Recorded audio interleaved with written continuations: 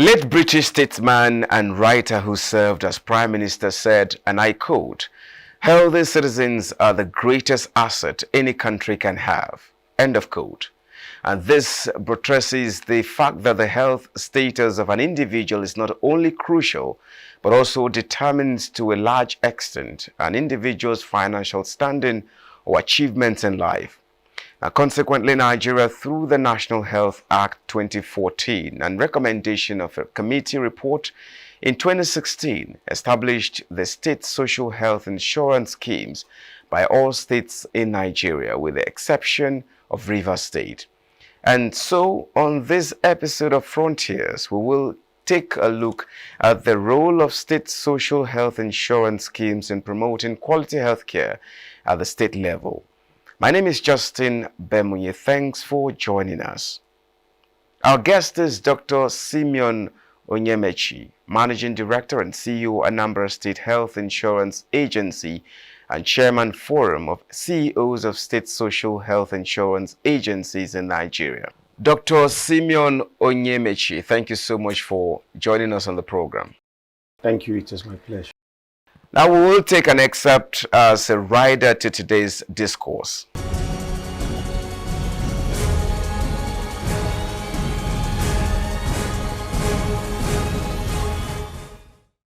Gathered here are key players in the nation's social health insurance space across the 36 states of Nigeria and the Federal Capital Territory.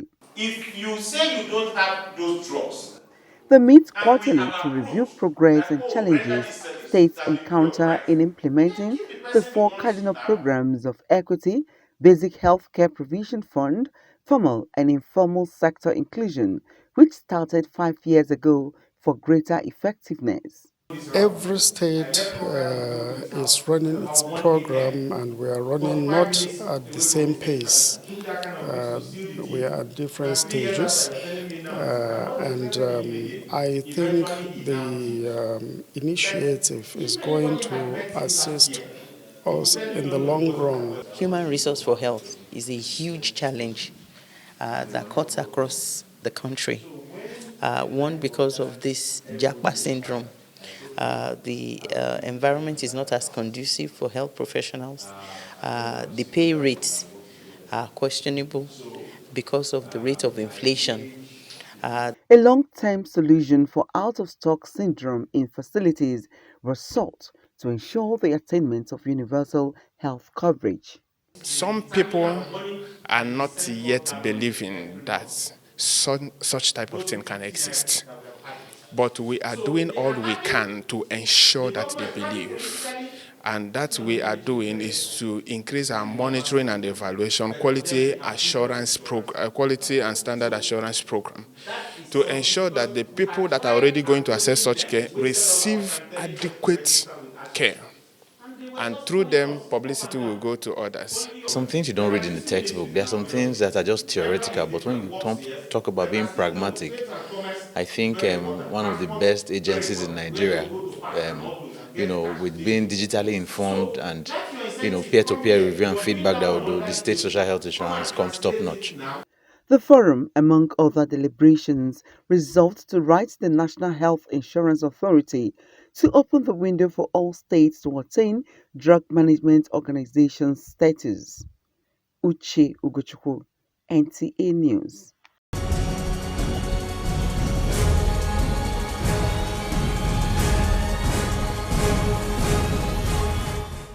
Focus today on the program is promoting quality healthcare through health insurance. Let's begin with what the objective for establishing the health insurance scheme in Nigeria is. What is it all about? What's the objective? Yeah, thank you so much. The objective for setting up a health insurance scheme in Nigeria, ditto anywhere in the world, is to grant people, the citizens of any country or members of any society, the opportunity to have access to healthcare that is of good quality, quality that is sufficient to be effective to take care of whatever health challenges these individuals have. And given this quality care at an affordable rate. in a manner that will grant these individuals financial risk protection, such that nobody has to suffer catastrophic health expenditure because they have to access health care, nor will anybody have to be pushed into financial hardship and begin to have these savings and what have you. But everybody, everywhere, having access to healthcare services when they need it, how they need it, in the location where they live. That way you think clearly of the component of equity so that no one is left behind. And when you do this, then you have different modes of doing it, but within the context of social health insurance scheme, which is the model Nigeria has adopted as a way out, you have clearly that this will help people using the sheer elements of subsidy and cross-subsidization to have a healthy citizenry where every individual is member of this health insurance pool, and then we have single purchasers of health services that will purchase strategically. The technical word, strategic purchasing, different from cash and carry health system. Well, the scheme commenced since 2016, at the state level, and from then to date, what is the level of compliance or the level of key-in from states? How many states, have a functional social health insurance scheme? Yeah, really, with regards having a subnational health insurance schemes across the various states in Nigeria, as of this moment, we have that all 36 states of the Federation have laws setting up health insurance schemes across the country. Of these states, about 35 states and the Federal Capital Territory have set up their functional health insurance schemes. And all of the states have laws, but the Federal Capital Territory. The law for the Federal Capital Territory Health Insurance Scheme is currently undergoing some level of preparation for it to go to the National Assembly, because the Federal Capital Territory doesn't have a state assembly like other states do have.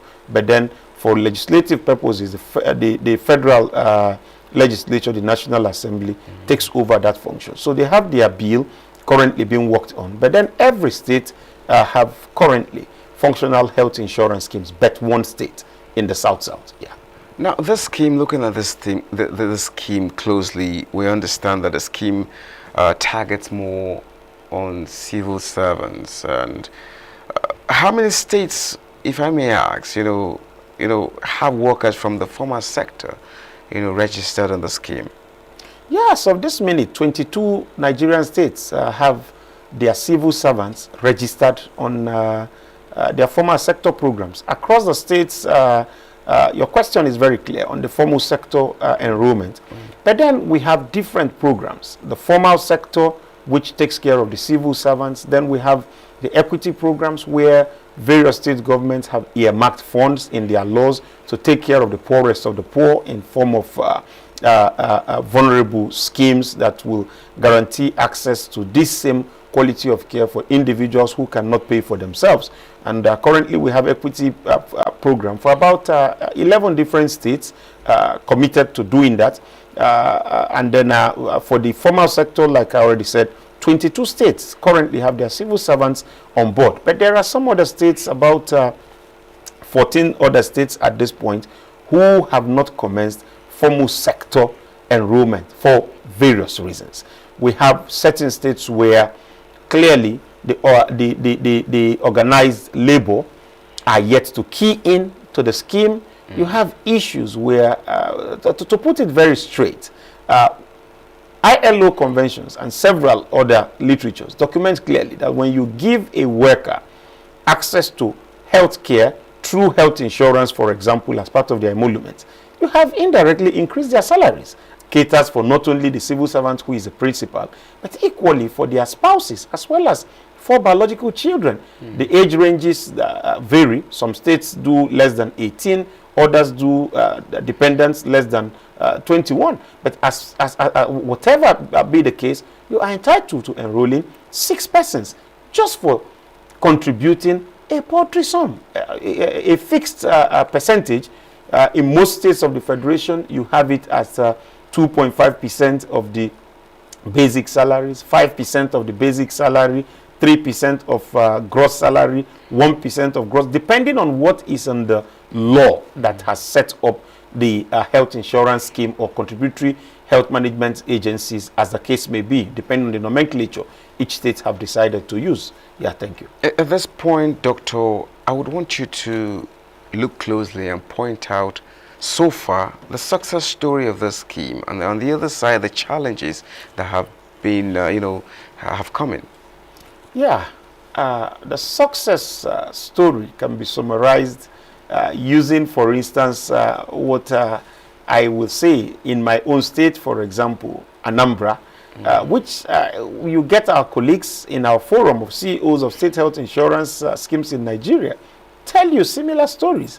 Once I went into a popular supermarket in the state capital in Anambra, yeah, and then someone, I was done in the first cap of the agency, because we do name recognizability drive, and on that I had the cap saying ASHIA, ASHIA, Anambra State Health Insurance Agency, which is what most folks in Anambra will say, oh, that's ASHIA, the name of our scheme. Now, a lady walked up to me in that store and just tapped me, and when I turned, she said, oh, I remember, you are the one who gave us the orientation when we were to be onboarded at the State Secretariat Hall downstairs. Thank you so much. My daughter had a surgery which had been an issue for us, and we couldn't take on that until this scheme came. Please keep it up. Express our gratitude to the governor. That made my day. All across our various states, you hear these stories. We have that our benefit packages are so robust that it covers from infectious diseases, the common things, to the non-communicable diseases. You have folks who are civil servants who have hypertension, diabetes mellitus, who are supposed to be on medications every day of their lives to manage the conditions, because these are conditions that you manage. And then because of the economic realities of the day, these individuals are unable to procure their medications in the heater to cash and carry healthcare system. But having a scheme that takes care of that, they can easily go back to their consultants and then have their medications refilled. You have people who otherwise were not doing annual medical checkup now beginning to do them. You have people who ordinarily in time past would have told you not their portions, like we will say in our forum. And then you realize that when people have health insurance that will guarantee them to access care without breaking the banks, they will take on even cesarean sections, for instance. But when a woman is told you have need for cesarean section now because labor, for example, is not progressing, you hear them saying, God forbid, not my portion. We have had patients die from preventable causes as such. But today, the fact that people can go get access across our states, because these schemes have started to complement what is being done at the national level by the National Health Insurance and all of that.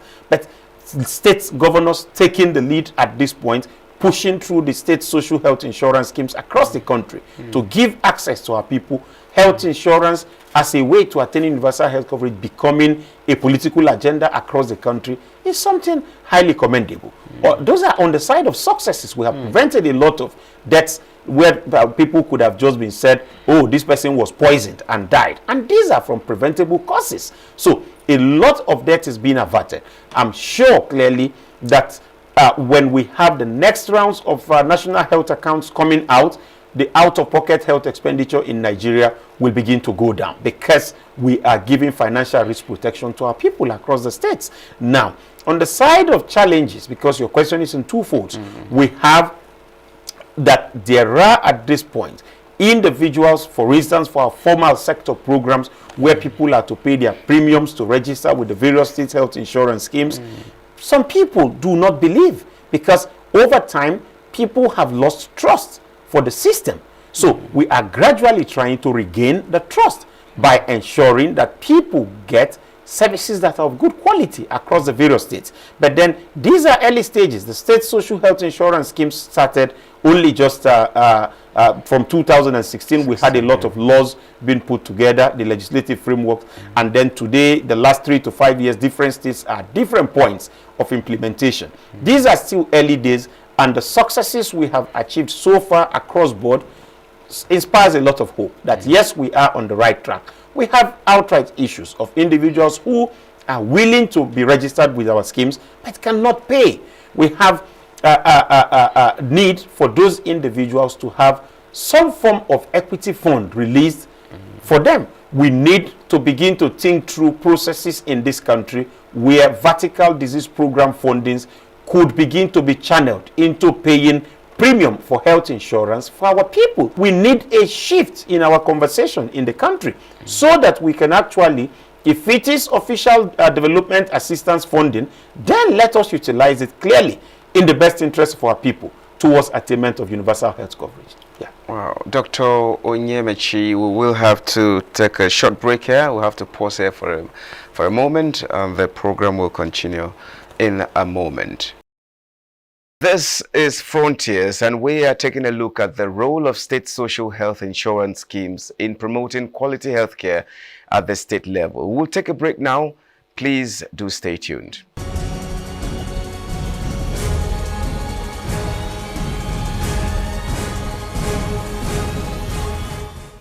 Glad to know you're still here. Well, Doctor, thank you so much for your time. Now, why have some states not yet enrolled civil servants in the program, and the state governments paying for their premium in the states? Yeah, really, we have various reasons for about 14 states, like I said, at this point, who are yet to enroll, not to have enrolled their civil servants in the formal sector program. Most of the reasons actually stem from labor unions resisting, because for the civil servants, unlike the individuals who are in private employment, people in the informal economy who will pay their premiums out of pocket on their own to be insured, you have that for the formal sector program, the way it works is that the fixed percentage that is set up, that is determined in the law, is deducted from source, from the salaries of the civil servants. So you have, using my state for instance, we have that 5% of the basic salaries of civil servants will be deducted, while the state government will pay 10% counterpart. So you have a premium that is 15%, the basic salary of a civil servant, and then the civil servant is to contribute 5%, and the state, who is the employer, pays 10%. Now, this is to give access to 6 members of the family to access care when they need it, quality services from a network of accredited hospitals across the state. But then you have certain labor unions, because 22 states have keyed in and the formal sector programs are going on, and civil servants in those 22 states are accessing care. We give kudos to labor unions in those states. But you have some other labor unions where, when you talk about the health insurance commencement, you hear them begin to bring up issues like, oh, we need our pensions to be paid. There is this pension contribution which needs to be paid. We were promised that there will be some salary increment some time ago. We have this, you have to meet that condition and this other condition. But then the state governors look at themselves and say, but I'm already putting down my own contribution. There is no state in this country where the law, I sit at the vantage position to know what happens across the states. There's no state in their law that have contribution of premium solely from the civil servants. No, there's a contribution from the state government. And the governors are already saying, we are putting down our contribution. And we are doing this to render social service to you as part of social responsibility that we owe you as our employees.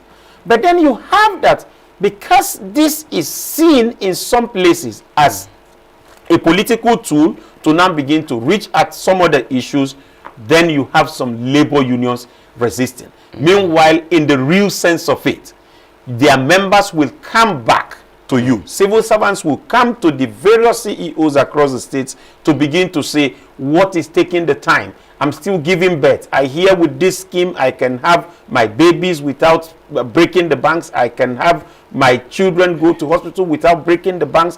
What is holding us? And then we say, go back to your unions to begin to speak to union leaders, to get to understand.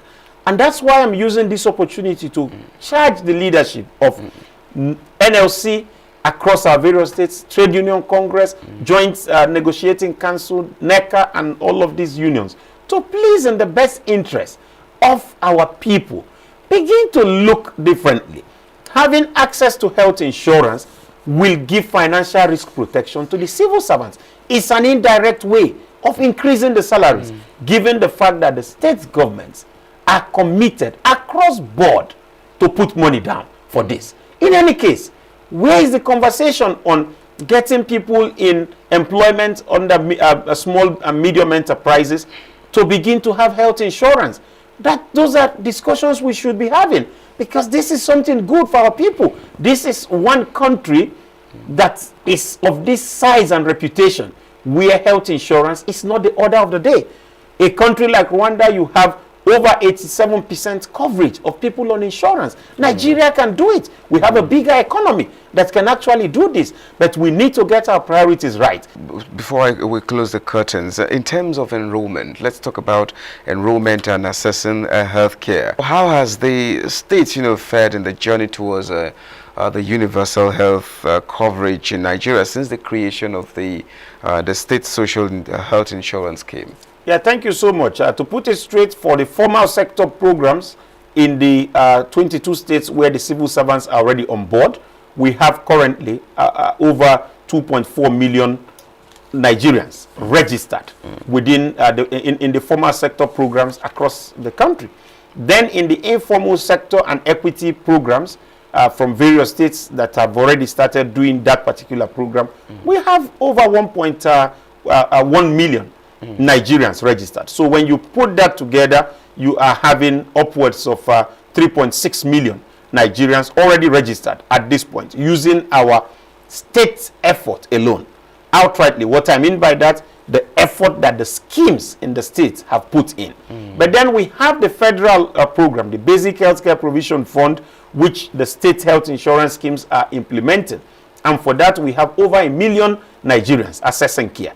But the efforts of the state's governments through our formal sector, informal sector, equity programs have currently yielded more than 68% of the patients that of Nigerians who are members of the insurance. In some states, the Basic Healthcare Provision Fund, which is the federal funded program, is a portrait 10% of the contribution of the total enrollment base. But at this point, with the work we are doing through our forum, we are building capacity. Right now, with the changes in political leadership across the states, yes, there have been transition periods now in various states where you have new CEOs coming on board. We have done an induction program to bring the new CEOs up to speed, to begin to charge ourselves, because our forum is one that is focused on peer learning and then sharing innovative ideas on healthcare financing, so that we can attain universal health coverage as a country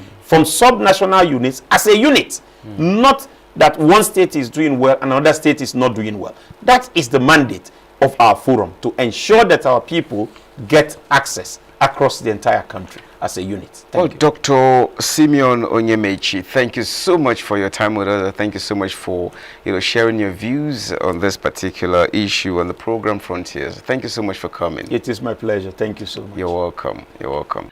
We've been taking a look at the role of state social health insurance schemes in promoting quality health care at the state level. And our guest has been Dr. Simeon Onyemechi, Chairman, Forum of CEOs of State Social Health Insurance Agencies in Nigeria. Thanks for your time. My name is Justin Bemwi, and I say bye for now.